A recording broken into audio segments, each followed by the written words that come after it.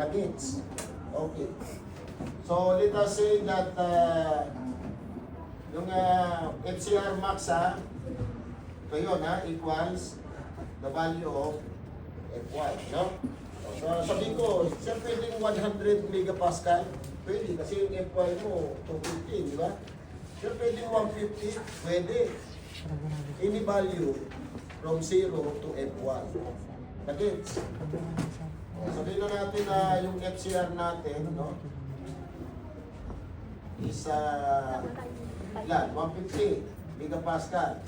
So, distant ka sa F1. Yung F1 mo, ayun. Okay? 1/2, 2/3, okay lang. No? So, we can compute now for the gross area. This of view is 135.861. 61 ba yun? Ang dami. Tama lang nga yung 3 decimal. Times 1,000 over 0.9 times 150. How much? 10, ilan zero? 378. So, tingnan natin ang 378. Ayan, millimeter squared, no? Ngayon, yan ang titingnan nyo sa steel handbook, no? Punta kayo, tingnan nyo ngayon, no? Page 116. Anong section ang nandiyan sa page 116? Is that angular? Ha? Alam niyo mga kapatid, habang ako natutulog, nagsosolve ako niya. Angle. Very good. No? Oh, pwedeng unequal, pwede kayong gumamit ng unequal, pwede ring equal. No? So, nasa sa inyo yun. No? Oh, so, nakuha mo na to, we can use section, no? Na ang area greater than or equal to that or less that. Kasi this is the product of assumption, no? Eh okay lang yung section na mas malaki dito or mas maliit dito. Nagets? Ha?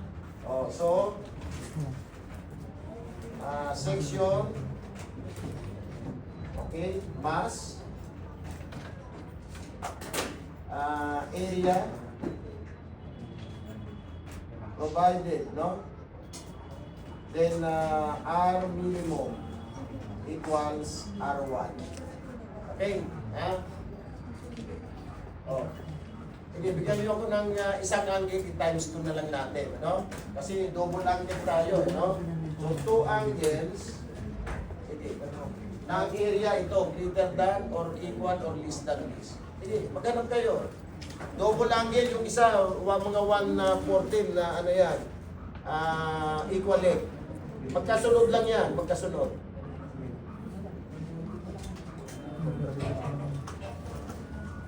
Anong area? Halimbawa, angle 100 by 100 or 125 by 90. 125 by anong area, Pogi? Isa yung isa lang? Ha? 1 ay dalawang kailangan natin. Ha? 100 by 75. So 100 by 75 by anong thickness? Tatlo yung designation yan, angle yan. 6. Ha? Ganyan? Mass. Anong mass? Nandun sa opposite. Sa kabilang dulo ng page na yan. Yung page lang na yan, sa 116. Nandyan yung mass.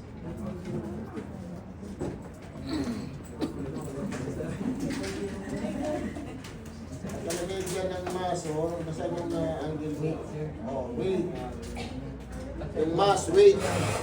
8.04. Okay, area.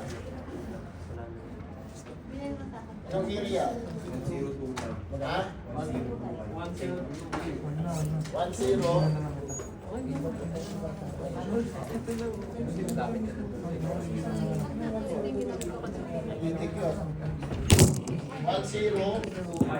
25.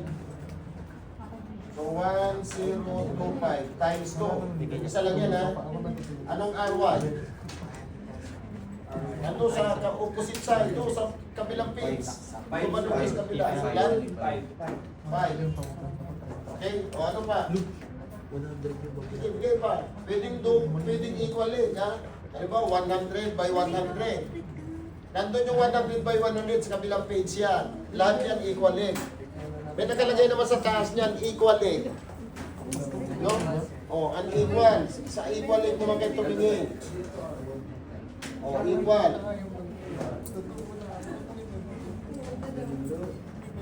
Ano pa? Sige. O, 2 angles. Sir, yung ROI po, ano? ROI 21.9 dapat. O, isin mo nagbigay nitong pan. 21.98. 98. Sige. O, next. Pakibilisan lang.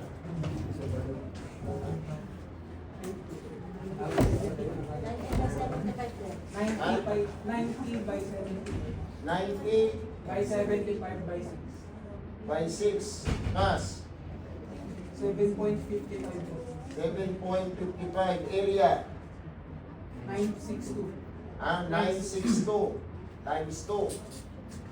R minimum, R1. 22.45. 22.45. O, kuha naman kayo doon sa equaling. Tignan nyo, kung may 90 by 90 or 100 by 100 yan.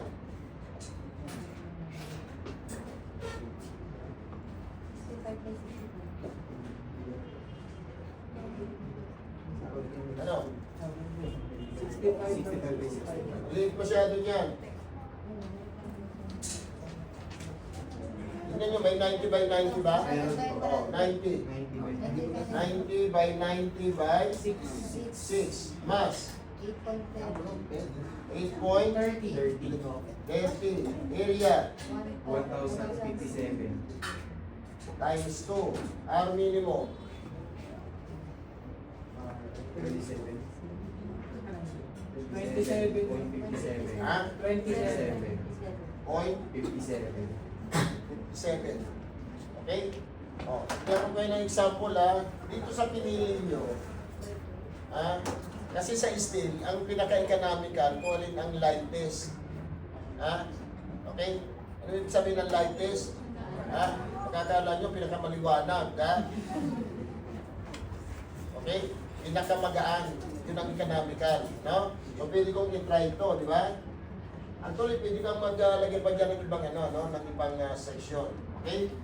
O, so, try. Dito ko na ilagay. Try. 2 angles 90 by 75 by 6, no? Actually, tapos na ang design nyo. Okay? Pero, paano mo masasabi na yun ay safe and economical?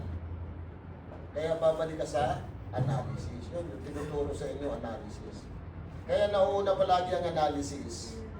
After ng analysis, ka palang dinidiscuss ang design. Kasi pagka-design mo, i-analyze mo ulit. Tama, di ba yung nagturo ni Concha? No. Okay? Kahit na nung design, gano'n ang proseso. No? Design mo, din-i-analyze mo. Para ma-check mo kung safe yung dinesign mo at saka kung economic ka. Nakuha nyo? Very good. So, ito na yung trial section natin, di ba? So, kukunin muna natin ang KN over R. No? So, ang K mo, ayun, no? Nilagay ko na lang para madali. No? Ang K mo dyan, 1. No? Okay? So, K is 1. Ang length mo is 1425. No? Divided by R. So, ang R mo is 22.45. How much? 63.474. 4. Ha? Ganyan? Saan mo siya i-compare? I-compare mo siya sa 4.71 square root of P over FY. Tama ba? So that is 4.71 square root of 200,000 over, anong FY natin? 250. No? Ganito, 113, 133. 123.219, 219. no? So ito ay list done, no? Sa 133.219. Tama? So therefore, kung list done ka, no? Therefore, your FCR is 0.658 FY over FE times FY. Is that correct? Ha? Pagka-listan, ito yung FCR mo, no? Anong formula? Okay? So what is now your FE? Ano yung FE? That is the elastic buckling stress, no? So formula niya is pi squared D over KL over R squared. So pi squared, 200,000 over. Ito na, nasolve ko na yun. Ayan na, 63.474 square. How much? 489.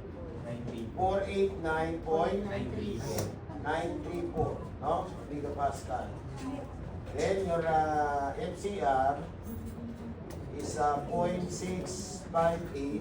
FY is 250 over 489.934 times 250. How much?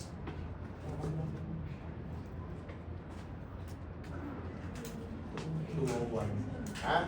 201.923. 923 Giga Pascal, no?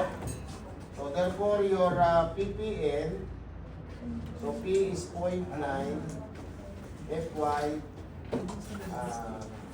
so rin formula natin FCR times the gross, no?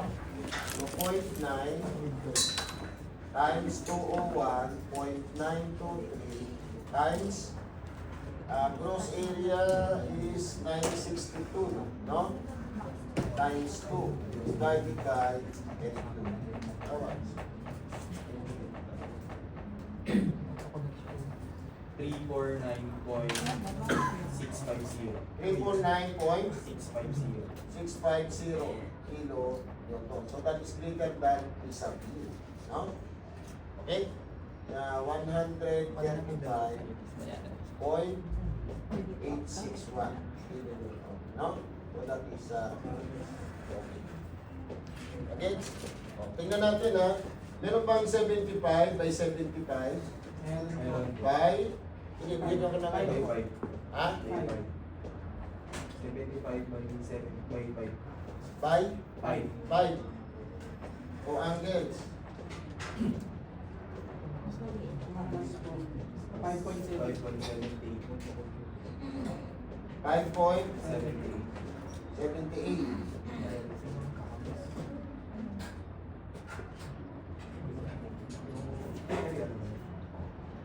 Kasi yung area ko 736. 736 times 2. Ano ang R minimum? 22.88. 22.88. 88. Ulit, pwede natin i-try yan. Pwede natin i-try natin. Ito, no? Maganda na sana ito eh. No? Kasi masyadong maliit yung 3 by 3. Yun yung mga ano. Ganong haba, anong length ng truss mo?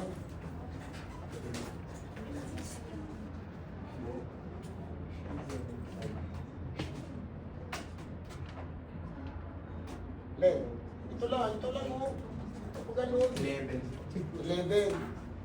11 meters. O, pwede natin i-try yan, no? Tignan natin. Ulitin mo lang yan. Try 2 angles. Okay na sana yan. 75 by 75 by 5, no? So, ulitin lang natin, no? So, cross. Pwede lang diretso kasi meron na nakuha na natin yun. So, KN over R is 1 times 1425 over 22.88. How much? 62.281. 62.281. No? So still, that is less than 4.71 square root of P over F1. So less than 133.219, no? Okay? So therefore, your FCR is same, no? 0.658 Fy over Fe times Fy. So, kunin natin ang value ng Fe. So, Fe is pi squared times 200,000 over 62.281 squared. How much? Ha? 508.884 megapascal, no? And your FCR is 0.658. So, ha?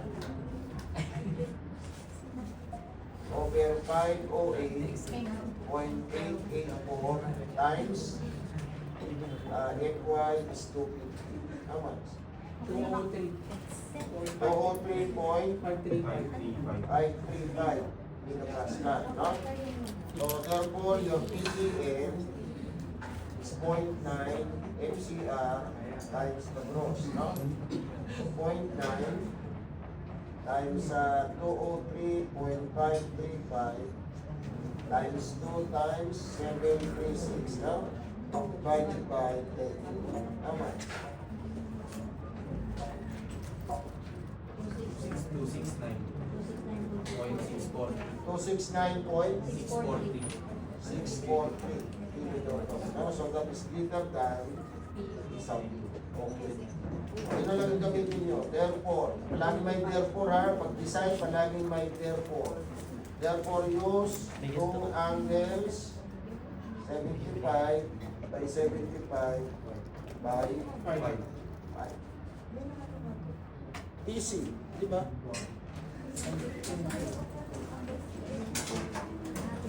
May tanong?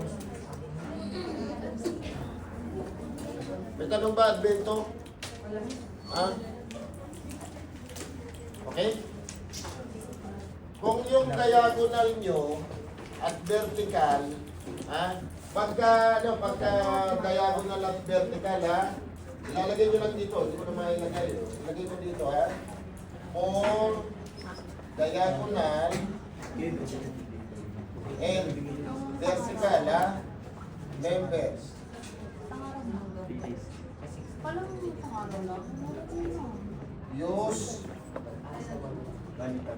Use single angle.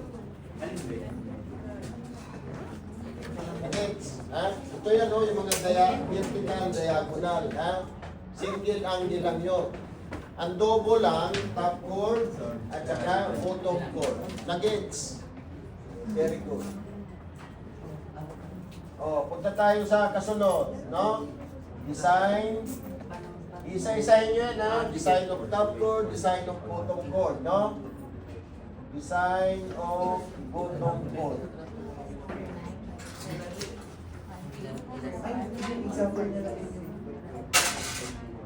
Okay? Sige natin ang drawing.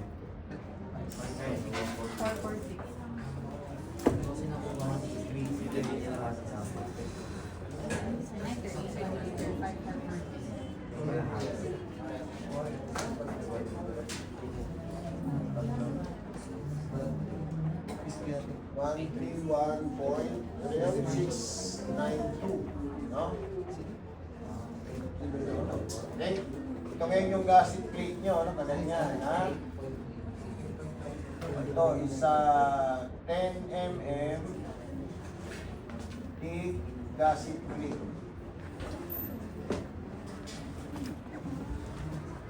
The gates, ha? Okay, pagka selection nyo yan, wala lang ilagay, ha?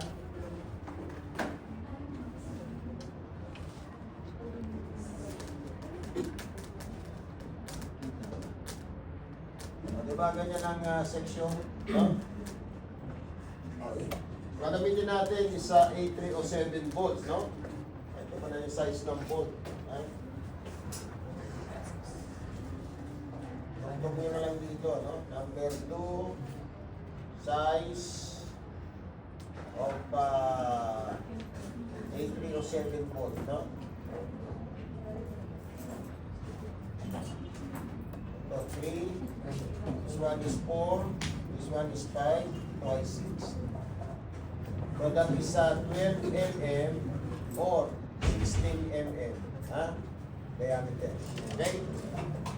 O, halimbawa, gamitin natin ay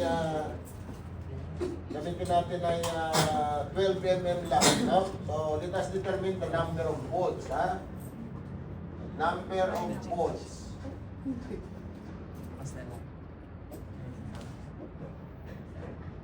Okay? So, FLP is 165, no? MPa.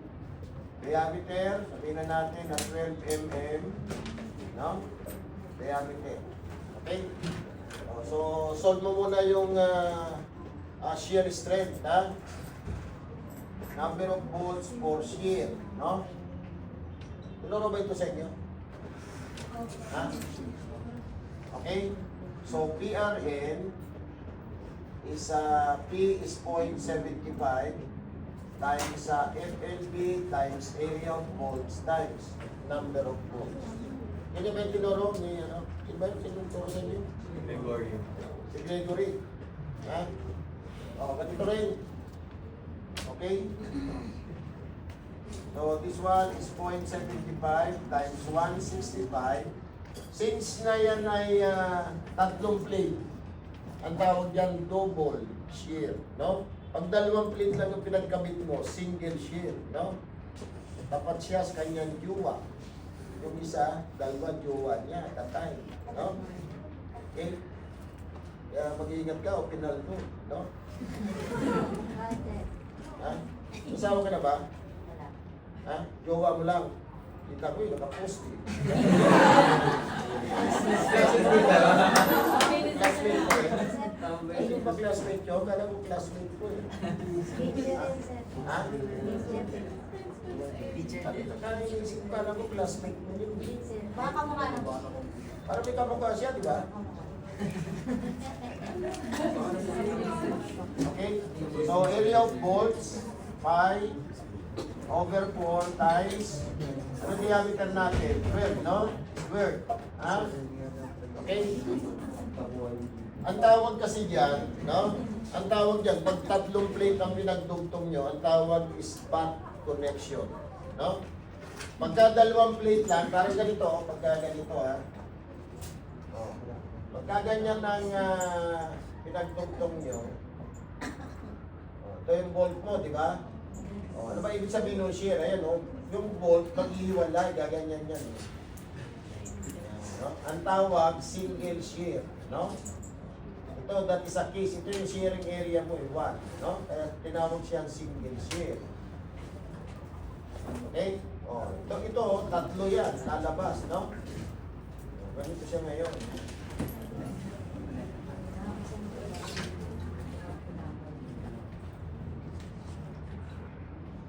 Ganyan, ano? Ito yung volt mo, di ba? Ha? So this is P over 2. Ito, P over 2 rin. Itong ganyan, no? Ito yung B, ha? Yan yung applied load nyo. Okay? So ano mangyayari nyo sa fascinator? Ito ang mangyayari dyan sa volt nyo, no?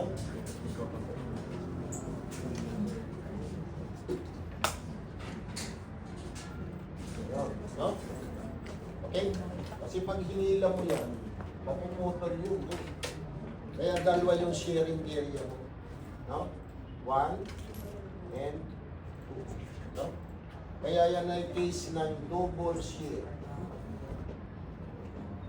Double shear. No? Dito ang tawag dito is lap connection. Ito ngayon is body connection. No?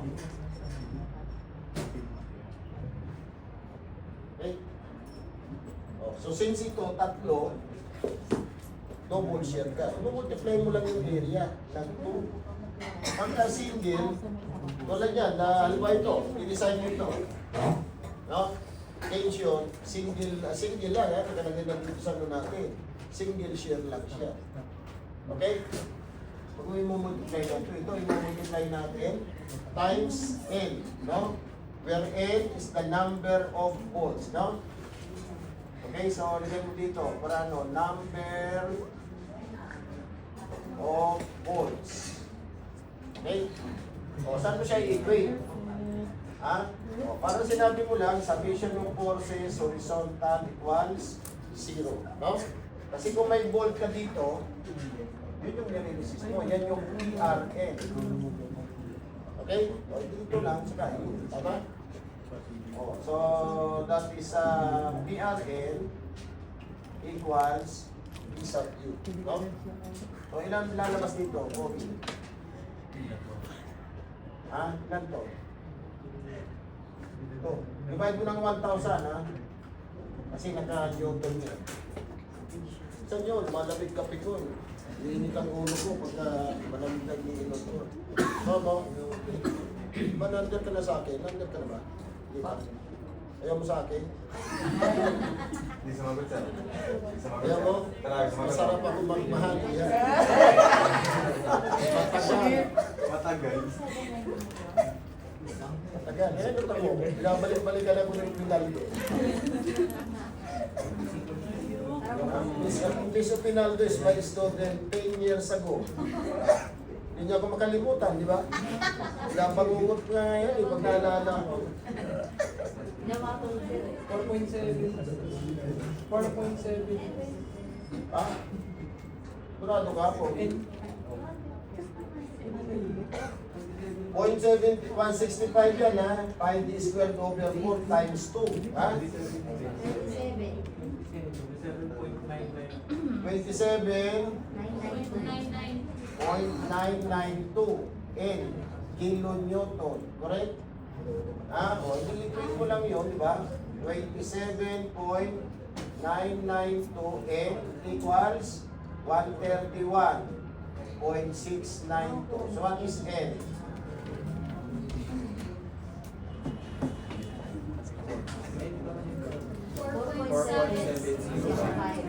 Four 4.705, no? Kaya ako nag-alagaan nito pa, no? So, pagka magdi-design kasi, designer kayo, no? Ngayon, wag mong palaging whole number, ha? Walang kalhating volts, ha? Nakita na ba kayo kalhating tao? Ha? No? Yung gumawa no, pinatay ko na. Nakalisunod ko. Ha? Kalhating volts ginamit, no? Okay? Oh, so, pwede 5, no? Kaya lang, i-design mo siya as stagger. Tinuro ko sa inyo yung stagger connection. At pinahirapan mo lang yung sarili mo, di ba? Gawin mo even number of bars. Kasi ang stagger, yan ang itsura nun, no? Oh, marami kayo i-compute doon. No? Ganyan ang stagger. No? Okay? Oh, para hindi ka mahirapan, gawin mo ng even number. No? So, say 6. No? 12 mm diameter 8325 volts. Okay? Ha? Now,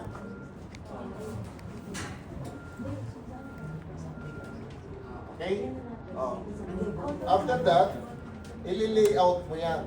Ano? So, layout of volts. Okay? Ha? Ano yung possible layout niya? 1. Pwede diretso lang, ano? O, ganyan. Ha? Parang train yan, no? Parang LRT train, di ba? Pagka kinanyan mo, hahaba yung overlapping length mo, no? Hahaba yung dugtungan mo, ganun, no? Magastos yun, no? Eh kasi kung ganyan ang dugtungan mo, ay pwede naman palang ganyan. Kaya mo yung matitipid mong bakal. Tandaan nyo, ha? Ang bakal, kinikilo. Okay? Ang pinag-uusapan natin, isang joint. Ay, ilang joint to? Ang dami nito, di ba? Ha? O, isang truss lang yan. Isang joint, isang truss. Ay, kung 20 yung trusses mo,